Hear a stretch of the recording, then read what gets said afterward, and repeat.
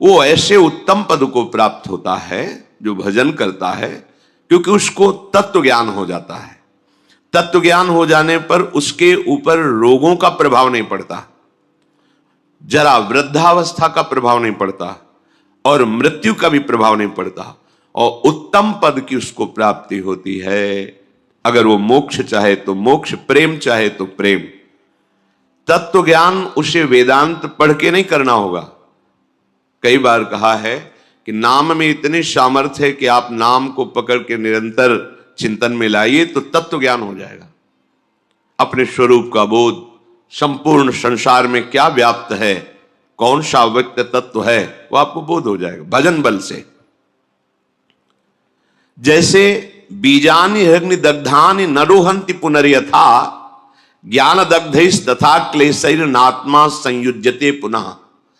जैसे आग में पकाया हुआ दाना पुनः अंकुरित होने के योग्य नहीं रह जाता। गेहूं, चना, कोई भी हो, भुन जाए, भुनने के बाद उसे आप खेत में डाल दीजिए, चाहे जितना खाद पानी लगाइए, अंकुरण नहीं होगा। ऐसे ही जिसको तत्व ज्ञान हो जाता है या भगवत प्रेम प्राप्त हो जाता है तो उसके हृदय में कभी कोई वासना नहीं जगती। वो दिखाई देता है वैसे ही दाना, पर अंतर हो गया, एक में अंकुरण होगा और उसमें अंकुरण नहीं होगा। ऐसे ही भगवत प्राप्त तत्वज्ञानी महापुरुष के हृदय में कभी भी मनाखष्टानेन्द्रियाणि प्रकृति स्थानि कर्षति, ये जो प्रवाह है ये जागृत नहीं हो सकता। जैसे भुने हुए दाने में अंकुरण नहीं होता,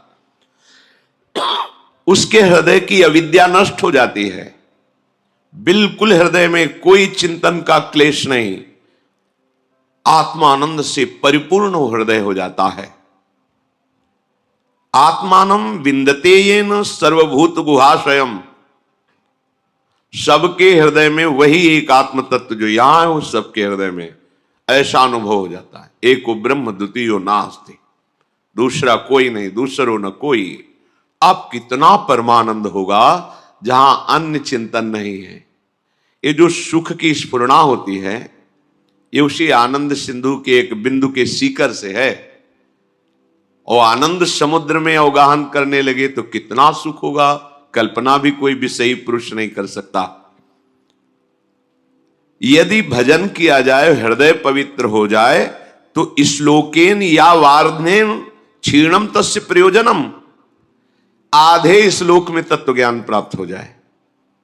मार्कंडेय जी कह रहे हैं सब भूतों के हृदय में विराजमान जो भगवत तत्व है वही मेरे हृदय में भी विराजमान है। इसका ज्ञान आधे श्लोक में हो जाए यदि हृदय पवित्र हो। पवित्र हृदय भगवत भाव, अपवित्र हृदय देह भाव, भोग भाव, जागतिक भाव। उसको संपूर्ण शास्त्रों के अध्ययन करने का कोई प्रयोजन नहीं। यहां क्या लक्ष्य करा रहे हैं, हमें अधिक से अधिक समय भजन में देना है। खूब नाम जब चल रहा है अंदर से, बस यही कमी होती है। हम बाहर की क्रियाएं तो सांगोपांग कर सकते हैं, पर निरंतर तैल धारावत भगवत चिंतन बड़ी बाधा पहुंचाती है माया। भजन के जो बड़े सूरवीर हैं उनको भी परास्त करने के लिए ऐसे ऐसे जाल रचती है। क्या परास्त? उनका भगवत चिंतन छूटे और मेरे द्वारा किया हुआ विघ्न उसका चिंतन करें। पर वो भगवान के निज जन होते हैं, एक क्षण में उसके जाल को काट के अपने चिंतन में होते हैं, नहीं तो बह जाता है मनुष्य।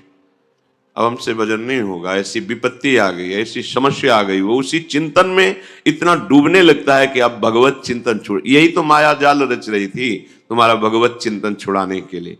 बहुत विचित्र, तुम्हें दिखाई नहीं दे रही, यहाँ एक एक कदम ऐसे दिखाई देता, ये काम, ये क्रोध, ये लोभ, ये मोह, ये मद, जैसे आप व्यक्ति रूप में दिखाई देते हैं, ऐसे अनुभव होते। ये इसका जाल गिरा, अब ये गिरा, इसको कैसे बचाएं, पूरा विचार करके फिर देखते हैं कि अब तो हाथ से छूट गया, अब गया, अब बचा। देख सकते हो, बचा नहीं सकते। बचा तभी सकते हो जब वो बचना चाहे, और वो जाल ऐसे रचती है कि एक क्षण में इष्ट गुरु धाम सबको तिलांजलि दे के हाथ मिला लिया माया से। और यही ऐसे जाल रचती है कि लगता है परम सुख और परम हितैषी यही है हमारा। धोखा हो गया, अब वो निकल गया। तत्व ज्ञान प्राप्त करने के लिए कोई प्रयास की जरूरत नहीं, भजन करो, भजन करो। भगवान शंकराचार्य जी तत्व ज्ञान प्रदान करने के लिए ही आचार्य रूप में प्रकट हुए। वो कह रहे हैं कि तत्व ज्ञान में सबसे श्रेष्ठ है भक्तिरीव गरीयसी, भक्ति। अगर भगवान की भक्ति की जाए तो बहुत जल्दी तत्व ज्ञान प्राप्त हो जाए। भगवान शंकराचार्य जी भी निरंतर भजन, मैं कौन हूं, संसार का क्या स्वरूप है, भगवान का क्या स्वरूप है, सब आपको बोध हो जाएगा। नौ योगेश्वर इस सिद्ध महापुरुष आकाश मार्ग से चलते रहते हैं, अब भी हैं। ये विरक्त महापुरुष प्रायः जो सच्चे मार्ग के पथिक होते हैं उनके दर्शन पथ पे आते हैं, उपदेश देते हैं। इन्होंने कहा है कि एक एक कवल अन्न पाने जिससे क्षुधा निवृत्ति तुष्टि पुष्टि होती है, ऐसे ही एक एक क्षण भजन करने से आपके हृदय में अपने स्वरूप का ज्ञान, प्रभु के चरणों में प्रेम और संसार का ज्ञान, पूरा कुछ पढ़ना लिखना नहीं पड़ेगा। आप भजन कर रहे, सत्संग सुन रहे, भजन करते रहिए, अपने आप ज्ञान स्फुरित होता चला जाएगा। पर सबसे कठिन इस संसार में है भजन करना। कोई माने या ना माने, कुछ कठिन नहीं, सबसे कठिन है भजन करना, क्योंकि ये अंदर की बात है। बहुत शांति से भजन में लगे हो, ऐसा माया जाल रच दिया कि अब लगा अरे क्या होगा, अब क्या होगा, छुटा भजन, छुटा। वो रचे ही अब क्या होगा, किसकी सलाह ले, किससे मिले, ऐसे ऐसी विपत्ति, ऐसा संकट, ऐसा जाल कि लगता है अब क्या हो। अब वो राजी हो रही, छूटा भजन, छूटा। और जो चतुर है, राधा राधा राधा राधा, मर जाऊंगा पर छोड़ूंगा नहीं, नष्ट हो जाऊंगा पर नाम नहीं छोड़ूंगा, सब अपमानित करें नाम नहीं छोड़ूंगा। अगर चूक हो गई, अब मैं वो क्या करूं जिससे मेरी प्रशंसा बच जाए, मेरा सम्मान बच जाए, मेरा परिवार बच जाए, मेरे पास पुनः सब सुख सामग्री आ जाए, भजन छूटा। ये बड़ी सूक्ष्म इसकी चाल है। तो आत्मानम विंदते एन सर्वभूत गुहाशयम, सबके हृदय रूपी गुफा में हमारा आराध्य देव शयन कर रहा है। भजन करने वालों को ऐसा अनुभव हो जाता है। द्व्याक्षरादाभि संधाय केचिच्छ लोक पदांकितई, बहुत महिमामयी बात कह रहे। सतैरन्नई सहस्त्रैश्च प्रत्ययो मोक्ष लक्षणम, कोई प्रभु के दो अक्षर का नाम पकड़ ले, राम कृष्ण विष्णु शिव, इसमें जैसा लिखा राधा, दो अक्षरा परा विद्या द्व्यक्षरा, और निरंतर उसे रटे, मार्कंडेय जी कह रहे हैं, तो परमात्म तत्व का प्रेम और ज्ञान उसके हृदय में प्रकाशित हो जाएगा। सबसे उत्तम बात है नाम जप। जैसे प्रायः लोग जब सुनते हैं कि कोई संत हैं उनके पास जाओ तो कामना की पूर्ति होती है, कई बार हम आप लोगों को बिल्कुल साफ करके बताते हैं, भगवान प्रणत कामदम है। प्रणत कामदम पद्मजार्चितम धरणि मंडलम ध्येयमापदी, जिन चरणों का ध्यान मात्र करने से समस्त कामनाओं की पूर्ति होती है, उन प्रभु के धाम में आप आए, प्रभु के जनों के प्रति आपकी भगवत भाव श्रद्धा हुई, प्रभु का नाम यश सुना, इससे आपका काम बनता है। आप समझो, संतों के पास जो है मूलधन वो नाम है, भगवान की महिमा है। वो जब आप सुनते हैं, नाम जब करते हैं, उनके प्रति भाव रखते हैं, आपका मंगल होना प्रारंभ हो जाता है।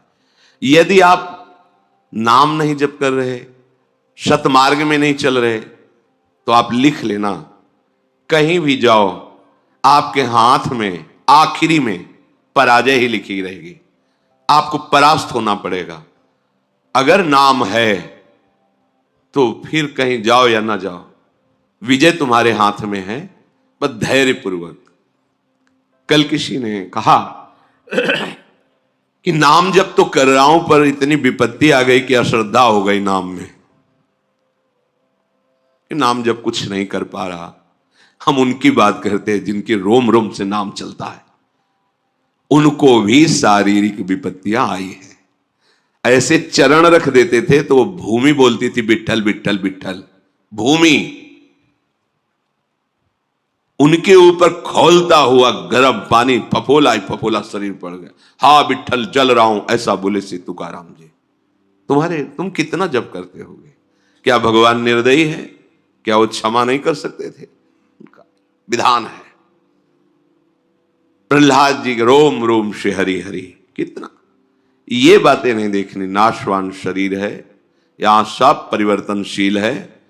ये दो अक्षर इसलिए पकड़े गए हैं कि अब हमें मां के गर्भ में न जाना पड़े और सब विपत्ति सहने की सामर्थ्य मिले और अंत समय तक मुझे अपने प्यारे से मिलन हो जाए, प्रभु से मिलन हो जाए।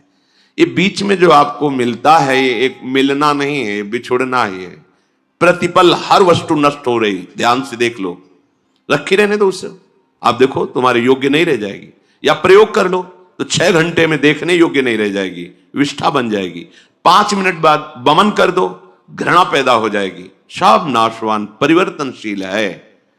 इसको ऐसा ना सोचो कि नाम जप कर रहे हैं तो हमारा काम नहीं बना, विपत्ति हो गई तो अश्रद्धा कर।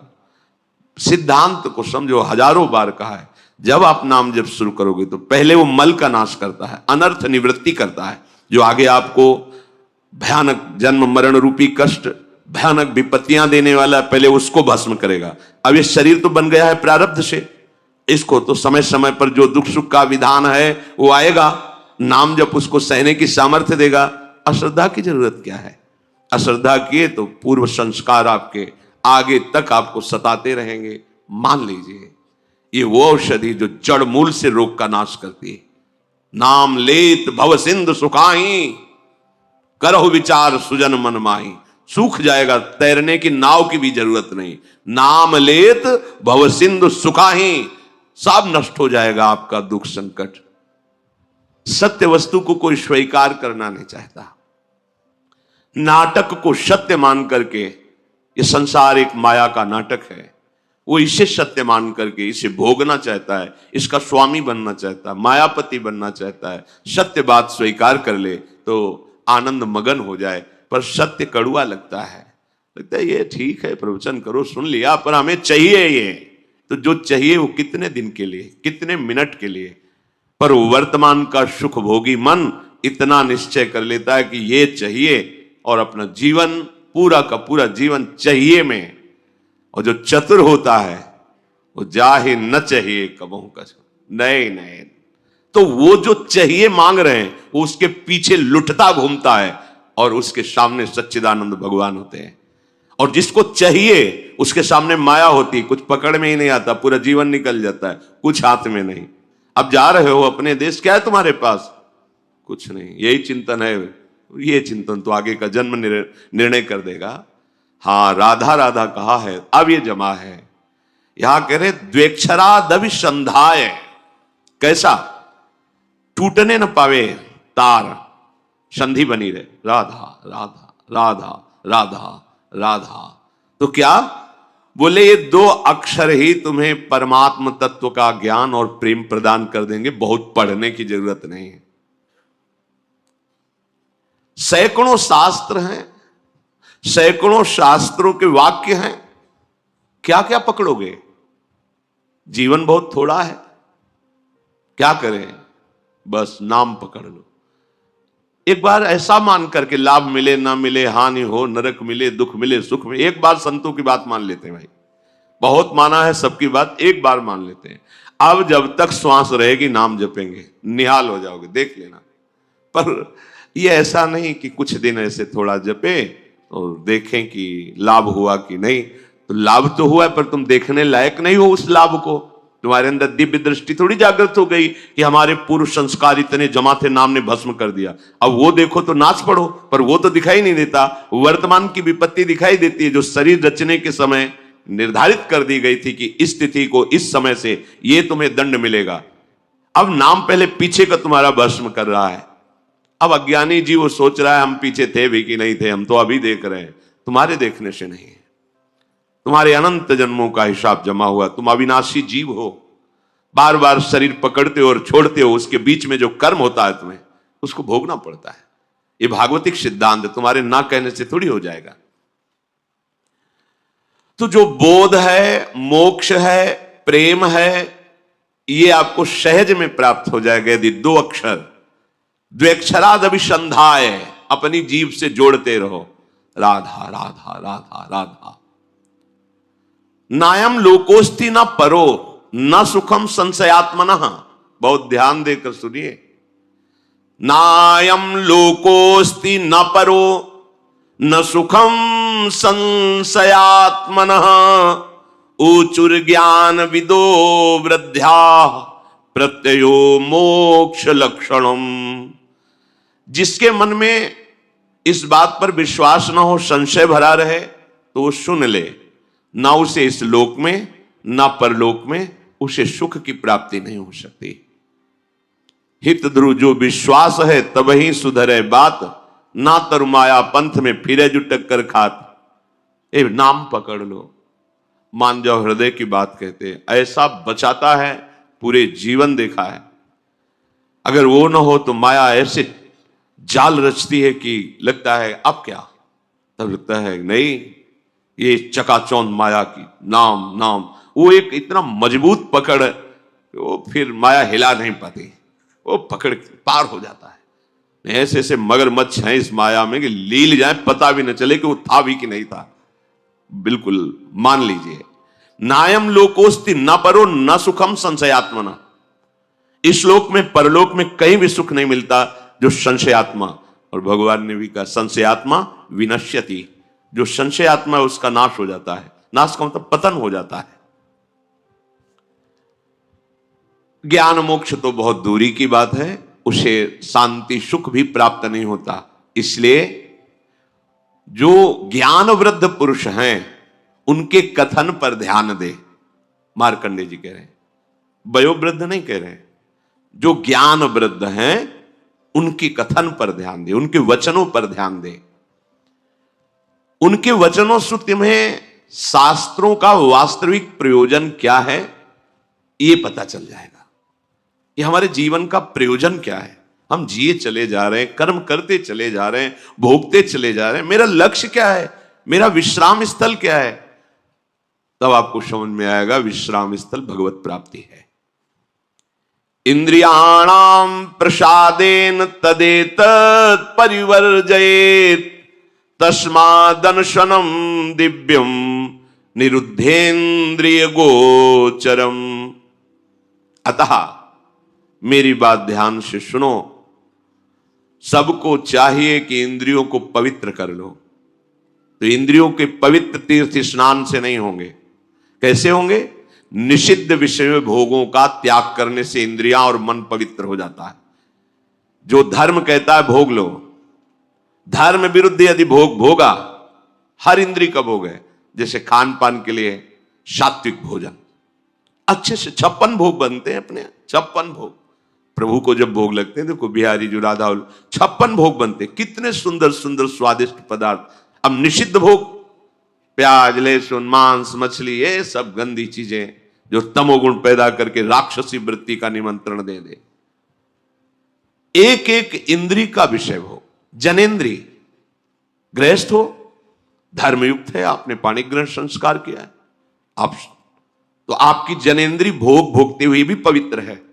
नेतेंद्री, अपनी बहन को कैसे देखते हो, अपनी मां को कैसे देखते हो, अपनी बेटी को कैसे देखते हो, ऐसे दूसरे की बहन दूसरे की बेटियों में जिससे पाणी ग्रहण किया है वो पत्नी है। इसके अलावा शास्त्र का आदेश है, नेत्रेंद्री पवित्र तभी होगी जब आपका दर्शन सही होगा, तभी तो ये भगवत दर्शन करने के अधिकारी बनेंगे। चाहे लाख समझाओ पर ये मनमुखी चाल चलने वाले मानते नहीं हैं। सर्वांतर्यामी हृदय में बैठा है, तुम लुक छुप करके गलत दर्शन कर रहे हो, तो तुम भगवत दर्शन के कैसे अधिकारी हो सकते हो। इंद्रियां कब पवित्र होती हैं? जब निषिद्ध भोगों का त्याग कर दिया जाता है। ये तीर्थ स्नान दान से पवित्र नहीं होती। शास्त्र सम्मत भोगों को भोगिए, निषिद्ध भोगों का त्याग कीजिए, तो मन सहित 5 ज्ञानेंद्रियां पवित्र हो जाएंगी। शास्त्र सम्मत कर्म कीजिए तो 5 कर्मेंद्रियां पवित्र हो जाएंगी। बचा क्या? आत्मा तो पवित्र है ही, वो कभी अपवित्र हो ही नहीं सकती। बात बन गई। इंद्रियों की निर्मलता विषय भोगने से रोकने से होती है। विषयों के सेवन से इंद्रियां मलिन हो जाती हैं। बड़ा गूढ़ रहस्य है ये। इंद्रियों की पवित्रता विषय भोगों में जाने से रोकने से होती है, उनमें सामर्थ्य आती है। आगे प्रसंग आता है, जब गांधारी जी ने सुना कि धृतराष्ट्र जी के साथ हमारा ब्याह हो रहा है और वो नेत्रहीन है, ब्याह तय हो गया, रेशम का कपड़ा लिया, कई परत लगाए, आजीवन के लिए आंख में बांध लिया। जब मेरा पति संसार को नहीं देख सकता तो मैं संसार को कैसे देखूंगी। नेत्रेंद्री की ढक लिया उसे। जब महाभारत का बड़ा भयानक युद्ध चल रहा था, तब गांधारी ने दुर्योधन से कहा कि आज तक हमने अपनी दृष्टि शक्ति को संचित किया है, तुम निर्वस्त्र होकर मेरे सामने आ जाओ, मैं पट्टी खोल दूंगी, एक बार देखूंगी, वज्र की भी ताकत नहीं कि तुम्हारे शरीर में खरोच पैदा कर सके, तुम्हारा वज्र के समान शरीर हो जाएगा। हो गया, एकांत में निर्वस्त्र होकर आ रहा था। भगवान बड़े लीला, जानते थे कि पतिव्रता है गांधारी और नेत्र आज तक बंद किए रहे तो दिव्य शक्ति जागृत हो गई, ऐसा ही हो जाएगा। जय भगवान को दिया, देखा तो ऐसे, ये बच्चे हो तो कहां जा रहे हो? वो मां ने कहा है कि ऐसे, ये तुम बच्चे हो, नंगे जाओगे? अरे मां ने कहा निर्वस्त्र, ऊपर के कपड़े हटा दो, नीचे के कपड़े हटा दो, लेकिन मध्य में तो रखो ना। तो क्या हम कह रहे, कपड़े हटाने की बात कही, पत्ते ही लगा लीजिए, इतना तो कर लीजिए। हाँ, आपने ठीक सलाह। जेवी गांधारी ने पट्टी खोली, सामने देखा, तो आज्ञा का पालन क्यों नहीं हुआ, निर्वस्त्र क्यों नहीं रहे? और क्या बोले कि श्री कृष्ण ने समझाया, जा यहीं से तोड़ा जाएगा तेरा, यही तेरी मृत्यु का कारण बनेगा, बेटा तूने चूक कर दी, यहीं से तू कमजोर हो। वही मारा था, जहां मारते थे तो चिंगारियां उठती थी गदा की, कहीं कुछ भी नहीं हो रहा था दुर्योधन का, लेकिन वहीं तोड़ा, जंघा से ऐसे पत्ते बांध लिए थे, वहीं तोड़ा, वहीं से उसका एक नेत्र शक्ति को रोक लिया। तो कितनी बड़ी सामर्थ्य। जो वाणी से मौन रहते हैं, कभी असत्य भाषण नहीं करते, नाम जप करते, वो अगर बोल दे तो होश में हो जाना, बिल्कुल सत्य हो, क्योंकि उनकी वाणी की सामर्थ्य जागृत हो चुकी है। हर इंद्री को जब भोगों से रोक दिया जाता है तो उसके अंदर अपार सामर्थ्य आ जाती है। पर यह बात सहज नहीं है। हम जो सोचते हैं वो क्यों नहीं होता, हम जो करते हैं वो क्यों नहीं सफल होता, क्योंकि पावर ही नहीं है। जब जो मनाया खा लिया, जब मनाया कर लिया, जब जो मनाया देख लिया, तो तुम्हारे अंदर आध्यात्मिक शक्ति नहीं। सब कार्य आध्यात्मिक शक्ति से होते हैं। थोड़ा तो समझिए, थोड़ा तो अपनी इंद्रियों पर शासन कीजिए। इंद्रियों में सामर्थ्य और निर्मलता आती, निरोध, निरोध माने रोकने से। विषयों का जितना शास्त्र आदेश करता है उतना स्वीकार, शेष विरोध, वो आगे भजन कर सकता है। जो ये लोग कहते भजन नहीं बनता, तो मनमानी आचरण बनते हैं ना, इसीलिए भजन नहीं बनता। शास्त्र क्या आज्ञा कर रहा है? तपसा स्वर्ग गमनम भोगो दानेन जायते, ज्ञानेन मोक्षो विज्ञेयस तीर्थ स्नान दघक्षया। तीर्थ स्नान से पाप नष्ट होते हैं, तपस्या से स्वर्गलोक की प्राप्ति होती है, दान से अधिक भोगों की प्राप्ति होती है। आप जो दान कर रहे हो कई गुना बढ़कर आपको मिलेगा अगर सत्पात्र को हुआ है। पर यदि भगवत तत्व का ज्ञान हो गया है तो आवागमन मिट जाता है, सारे कष्ट मिट जाते। वो केवल भगवत तत्व के ज्ञान से ही होगा, वो तुम्हारे दान पुण्य से नहीं। वो सत्संग के द्वारा प्राप्त विवेक से भजन करते हुए जो भगवत तत्व का बोध होता है, वो आवागमन चक्र को मिटा देता है। इस जन्म में मनुष्य जिन जिन पदार्थों का उत्तम पात्र को दान करता है, भावी जन्म में उसे वो पदार्थ बहुत मात्रा में प्राप्त होते हैं। श्री मार्कंडेय जी ने कहा, विज्ञानार्थम मनुष्याणाम मनः पूर्वम प्रवर्तते, तत्प्राप्य कामम भजते क्रोधम च द्विजशतम।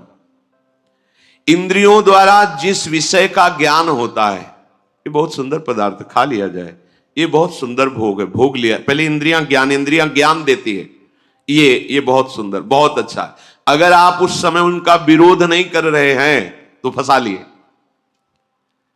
चतुर उपासक को जब वो आपके सामने भोगाकर्षण प्रकट करे, उसी समय विवेक के द्वारा बहुतों ने इसको भोगा, सुखी हो जाते हैं ना। बहुत जन्म में तुमने भी भोगा, सुखी हो जाते ना। नहीं है ना, हम धर्म विरुद्ध आचरण नहीं कर सकते। अभी तक किया, अब नहीं करें, ये शुरू कर दिया विरोध, अब वो जलाएगी। प्रमथन स्वभाव वाला मन, प्रमथन स्वभाव वाली इंद्रियां जलाएगी, उसको तुम सह जाओ। बस सहन नहीं कर पाते। हम बहुत कुछ सहन कर सकते हैं। देखो, अगर आपको जरा सा भी ऐसे अंगूठा दबाया जाए तो आपको कष्ट, आप कहोगे मैं नहीं सहन, लेकिन हाथ टूट जाता है, सहते हो ना। भगवान ये कहना चाहते हैं कि आप अपनी एक आंख से संसार को देखो, पर दूसरी आंख मेरे लिए सदा रिजर्व रखना, मुझे देखने के लिए। अर्थात एक आंख तो संसार के लिए हो, पर दूसरी आंख सदा बिहारी जी के लिए हो, अर्थात बिहारी जी की प्यासी हो ये आंख। इसलिए बिहारी जी ने दो आंख दी हैं। एक आंख से भी काम चल सकता था, जिसको एक आंख में मोतियाबिंद हो जाता है तो दिखना बंद हो जाता, तो भी तो दूसरी आंख से काम चल जाता है। बिहारी जी ने दो इसीलिए दिए कि एक परमानेंट तुम संसार वालों को देना, पति पत्नी परिवार को, और दूसरी आंख सदा मेरे लिए बनाए रखना। इसलिए यदि 12 घंटे का दिन है तो 12 घंटे में यदि आप 8 घंटे अपना काम करते हैं, 8 घंटे सबको देखते हैं, ग्राहकों को देखना, पत्नी को देखना, परिवार को देखना, बच्चों को देखना, दुकान देखना, सब देखते हैं, तो 8 घंटे देख लिए ना साहब, तो 4 घंटे ही सही बिहारी जी को देख लो। चलो 4 घंटे ना सही 2 घंटे देख लो, 2 घंटे ना सही चलो 11 घंटे तुम संसार को देखो, 1 घंटा बिहारी जी को देख लो। अब आप और व्यस्त हो गए तो चलो 1 घंटा ना सही भैया 30 मिनट ही निकाल लो। पर आफत तो तब पड़ी, भगवान तो तब अंधा कर देते हैं जब तुम्हारे पास 3 मिनट भी नहीं होते। इसलिए एक आंख सदा बिहारी जी के लिए रिजर्व रखना, और सोने के पहले आप सोने के पहले आप अपने घर पे जो ठाकुर जी आपके लड्डू गोपाल जी हैं, एक बार उनका दर्शन करना। सोने के पहले एक बार बिहारी जी का स्मरण कर लेना, एक बार जगन्नाथ जी का स्मरण कर लेना। और आजकल तो गूगल का जमाना है, गूगल से ही बिहारी जी का फोटो निकाल लेना, गूगल से ही जगन्नाथ भगवान का फोटो निकाल लेना, और सोने के पहले एक बार जगन्नाथ जी को खूब भर नजर देख लेना। पता नहीं कल देखने के लिए आंखें रहती हैं कि नहीं, इसलिए देख लेना बिहारी जी को। सामने रोज रोज बिहारी जी के दर्शन करने नहीं आ सकते तो क्या हुआ, फोटो तो अवेलेबल है। गूगल बाबा कब काम आएंगे? हाँ, तो सदुपयोग यही है इन चीजों का। हाथ दो क्यों दिए भगवान ने? हाथ दो इसलिए दिए कि एक हाथ से आप अपनी पत्नी को, अपने बच्चों को, अपने परिवार को थाम के रखिए। एक हाथ से अपने बिजनेस को थामिए, व्यापार को थामिए, व्यापार कीजिए। एक हाथ सदा सब घर परिवार के लिए है, आपके बिजनेस व्यापार के लिए है, आपके यश समृद्धि के लिए है, पर दूसरा हाथ सदा सेवा में, दान और पुण्य में लगा रहे। इसलिए विधाता ने तुम्हें 2 हाथ दिए हैं कि एक हाथ से कमाओ तो दूसरे हाथ से उसका कुछ हिस्सा सदुपयोग कर दो। दानम दुर्गति नाशनम। जीवन में देने की आदत भी होनी चाहिए। 100 रुपए कमाओ तो 100 रुपए में से 10 रुपए बिल्कुल किनारे रखो दान करने के लिए। इस 10 रुपए से जब आप किसी भूखे को भोजन करा देंगे और किसी रोगी को दवाई दिला देंगे तो आपका वो 100 रुपए बिल्कुल पवित्र हो जाएगा। जब 100 में से आप 10 की सेवा कर देंगे तो 10 निकाल देने से 90 आपके पास है। वो 90 आपको बीमार नहीं पड़ने देंगे। नहीं तो यदि 10 भी तुम खा गए तो देर सवेर तुम्हारा पैसा डॉक्टर ले जाएगा, वकील ले जाएंगे, दुनिया लूट लेगी, चोरी हो जाएगा, कुछ भी हो जाएगा, नुकसान हो जाएगा। कुछ भी कहते हैं ना, गलत पैसा आ भी जाए तो वो शांति देता नहीं है। लोग जानते हैं इस बात को, फिर भी गलत कमाते हैं, गलत करते हैं। मेहनत का 1 रुपया ना शांति देता है। एक आदमी बहुत बड़ी फैक्ट्री डाल रहा था, तो कुछ लाइसेंस उसे पास करने थे, तो बड़े अधिकारी के पास गया, साहब साइन कर दो। लेकर कितना गया? 10 लाख रुपए लेकर गया कि 10 लाख रुपए, क्योंकि उसका काम हो नहीं रहा था, उसको पता चला कि 10 लाख लगना है तब साइन होगा, ठीक है। और एक छोटा आदमी था, जो बहुत मेहनत से उसने एक छोटा सा काम शुरू किया, उसको भी लाइसेंस की जरूरत थी, तो दोनों एक ही अधिकारी के पास गए। हाँ, उस बड़े आदमी ने 10 लाख रुपए का लालच दिया उस अधिकारी को कि मैं 10 लाख दूंगा, आप इसे पास कर दीजिए। वो अधिकारी ईमानदार था, उसने लालच पर नहीं आया और उसका कैंसिल कर दिया। तुम गलत ढंग से काम कर रहे हो और आगे बहुत नुकसान होगा इस काम से, इसलिए तुम्हारा लाइसेंस रद्द करता हूं। और वो जो बहुत मेहनत से आगे बढ़ने का प्रयास कर रहा था, उसे देख करके उसने लाइसेंस पास कर दिया, उसका काम बन गया। आप बहुत गलत करके बहुत बड़ा बनना चाहते हैं तो कितने दिन ये बड़ा बन पाएंगे? आप अपने पाँव से, अपनी मेहनत से, अपने खून पसीने की कमाई से जब आगे बढ़ते हैं ना, तो संसार तो क्या, परमात्मा भी आपका सपोर्ट करता है। ये दुनिया भले आपके प्रतिकूल दिखती है, पर दुनिया प्रतिकूल हो तो क्या हुआ, जब सत्य के साथ आप खड़े होंगे तो परमात्मा आपके साथ खड़ा हो जाएगा। भगवान कृष्ण कौरवों के साथ खड़े नहीं भये, भगवान कृष्ण पांडवों के साथ खड़े भये, क्योंकि कौरव अधर्म के साथ थे और पांडव धर्म के साथ थे। भगवान कहते हैं जो धर्म के साथ है मैं उनके साथ खड़ा हूं। खड़े हो गए भगवान। तो जीवन में ये जो हाथ हैं ये सदा धर्म में लगे रहें, सेवा में लगे रहें। हाँ, इसलिए सेवा करिए, यही तुम्हारे संग जाना है। तुम करोड़ों अरबों रुपए कमा लो, 1 रुपया संग नहीं जाएगा, पर इन हाथों से जो तुमने सेवा की है, जो दान किया है, जो पुण्य किया है, जो लोगों की दुआएं लूटी हैं, वो तुम्हारे संग जाने वाली है। इसलिए हाथ कितने दिए भगवान ने? 2 दिए। अच्छा, पांव भी 2। एक पांव से घर परिवार के लिए चलो और दूसरा पांव सदा तीर्थ यात्रा के लिए, बिहारी जी के लिए बिल्कुल रेडी रहे। इसलिए भगवान ने 2 पांव दिए, नहीं तो जिंदगी तो एक पांव से भी लोगों की गुजर रही है, पर तुम्हारे 2 पांव हैं। जब भी मौका मिले तो जरूर बिहारी जी के चरणों में माथा टेकने आया करो, जरूर जगन्नाथपुरी जाया करो और जगन्नाथ भगवान के चरणों का दर्शन किया करो। बहुत बहुत धन्यवाद दोस्तों। सभी दोस्तों को मेरा प्यार भरा राधे राधे। सभी दोस्तों को मेरा प्रणाम। दोस्तों, आपने वीडियो पूरा देखा उसके लिए आपको बहुत बहुत धन्यवाद। दिल में आनंद आ गया है, आपने बहुत सपोर्ट किया मेरे पिछले वीडियो में भी। दोस्तों, आज के वीडियो में देखिए, एक तो धनतेरस का त्यौहार है, फिर गोवर्धन पूजा आ गया है, अब भैया दूज चल रहा है। ऐसे त्यौहार बहुत ही कम आता है एक साथ। जैसे कार्तिक मास में बहुत सारे त्यौहार आ जाते हैं। दोस्तों, कार्तिक मास में नाम जप करने का, पूजा पाठ करने का 10 गुना ज़्यादा लाभ मिलता है। प्रेमानंद जी इस वीडियो में बोल रहे हैं, प्रेमानंद महाराज जी, कि नाम जप करने का हमें कितने सारे लाभ मिलता है, कितने सारे फल मिलता है। नाम जप करने का और दान करने का, पूजा पाठ करने का क्या क्या नियम है, किस नाम से नाम जपे, किस प्रकार से दान करे, नाम जप कैसे करके करना चाहिए, कौन कौन सी बातों का ध्यान रखना चाहिए, ये सब इस वीडियो में आप जान पाओगे। इस वीडियो में बहुत सारी जानकारी प्रेमानंद महाराज जी ने दिया है। वीडियो थोड़ा लंबा है लेकिन जानकारी भी बहुत सारे आपको मिलेगा। करोड़ों रुपए की बात इस वीडियो में आपको मिलेगा। बहुत सारे सुंदर सुंदर बातें महाराज जी ने कहा है। नाम जप और पूजा पाठ, दान पुण्य, घर परिवार में सुख शांति कैसे मिलेगा, दान किसको करना चाहिए, दान कब करना चाहिए, दान कैसे करने से घर परिवार में सुख शांति मिलता है, नाम जप कैसे करने से घर परिवार में सुख शांति मिलता है, ये सब इस वीडियो में बताया गया है। प्रेमानंद महाराज हमेशा वीडियो में बताते हैं कि हम हमेशा आपकी भलाई की बात करेंगे, आपकी भलाई के सोचेंगे, जिसको आपको यहाँ भी सुख मिले और लोक परलोक में भी सुख मिले, कल्याण हो जीवन का, आपका घर परिवार में हमेशा सुख शांति बनी रहे। इस प्रकार की बातें करते हैं प्रेमानंद जी हर बातें में।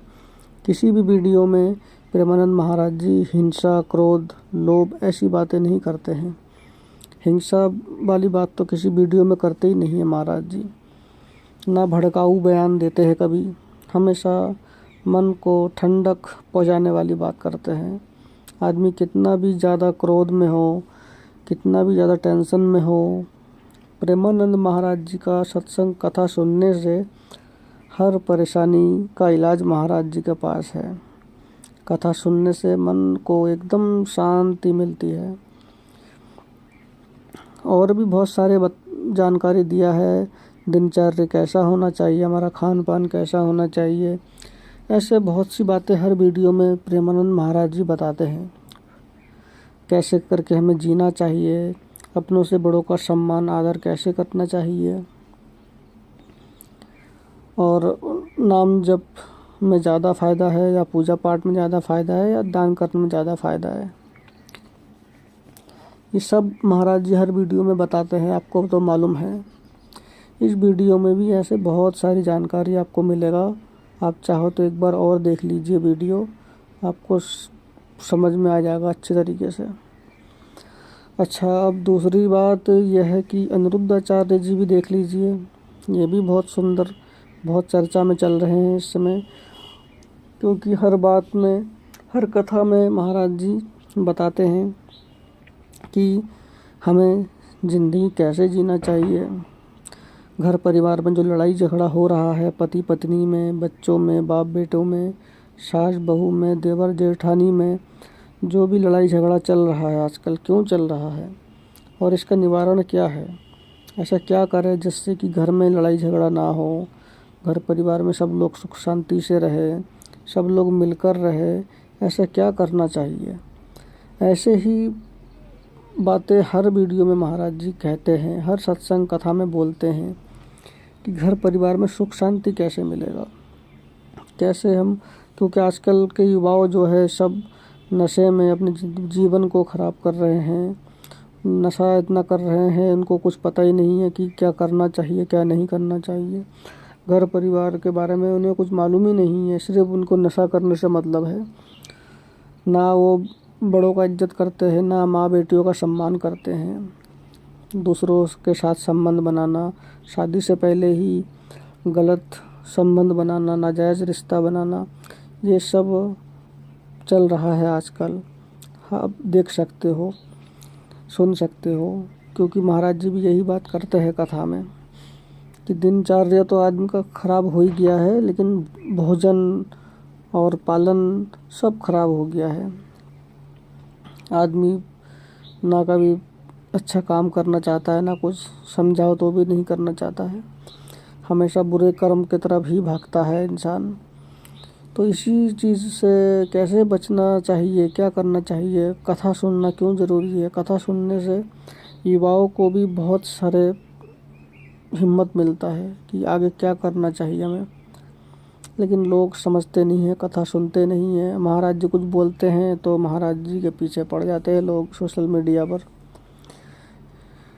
कि महाराज जी ने ऐसा क्यों कहा, महाराज जी ने ऐसा क्यों कहा। लेकिन महाराज जी तो हमेशा हर किसी का भलाई के लिए कहते हैं, घर परिवार के लिए कहते हैं। लोग नए नए शादी करते हैं, लड़ाई झगड़ा शुरू, तलाक शुरू हो जाता है। तलाक क्यों होता है, लड़ाई झगड़ा क्यों होता है घर परिवार में, इसी चीज़ में तो होता है। लोगों को जानकारी होता नहीं है घर परिवार गृहस्थी करना कैसा है, माँ बाप शादी कर देते हैं, और माँ बाप शादी ना भी करवाए तो लोग खुद ही कर लेते हैं। 18 साल होते ही लोग, 18 साल से पहले ही लोग शादी कर लेते हैं। भाग जा रहे, बेटी भाग जा रही है, बेटा भाग जा रहा है, तो ये सब चल रहा है देश में आजकल। तो इसी बारे में महाराज जी हमेशा हर वीडियो में समझाते हैं। इस वीडियो में भी यही महाराज जी ने कहा है कि हमें घर परिवार में सुख शांति से कैसे रहना चाहिए, दान कैसे करना चाहिए, दान करना क्यों ज़रूरी है, और हमें प्रभु को याद करना चाहिए या नहीं, और क्यों करना चाहिए और क्यों नहीं करना चाहिए, भगवान की पूजा पाठ, मंदिर जाना क्यों ज़रूरी है, धार्मिक कार्य, धार्मिक स्थलों पर जाना क्यों ज़रूरी है। ये सब आपको हर वीडियो में महाराज जी बताते हैं, लेकिन लोग समझते नहीं हैं। जो लोग समझ जाते हैं उनका जीवन कल्याण हो जाता है, क्योंकि अनिरुद्धाचार्य जी कभी भी ऐसे गलत बयान नहीं देते हैं जिससे कि देश का नुकसान हो। हमेशा देश का भला ही सोचते हैं, हम सबका भला सोचते हैं। इसीलिए दोस्तों, हम सबको हमेशा भागवत कथा सुनना चाहिए, सत्संग सुनना चाहिए, महाराज प्रेमानंद जी को सुनना चाहिए, अनिरुद्धाचार्य जी को सुनना चाहिए अपने जीवन को सफल बनाने के लिए। दोस्तों, आपको कौन से महाराज जी का विचार अच्छा लगा कमेंट करके ज़रूर बताना, और वीडियो को लाइक, चैनल को सब्सक्राइब ज़रूर कर लीजिए। हम आपको मिलते हैं एक और नए वीडियो पर। तब तक के लिए राधे राधे, हर हर महादेव।